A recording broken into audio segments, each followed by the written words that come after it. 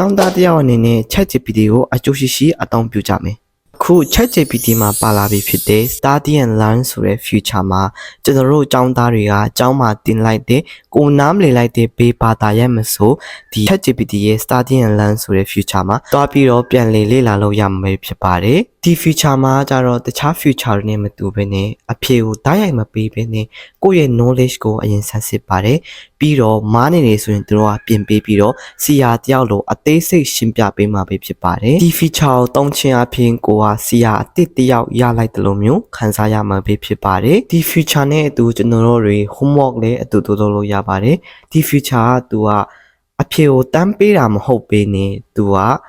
ကိုယ့်ရဲ့ knowledge ကိုအရင်ဆန်းစစ်တာပေါ့နော်။ပြီးမှသူကမားတယ်ဆိုရင်မားတယ်ပြင်ပေးဘယ်လိုမျိုးဆိုမှသူကအသေးစိတ်ပြန်လည်ရှင်းပြပေးပါတယ်ဒါပေမဲ့တချို့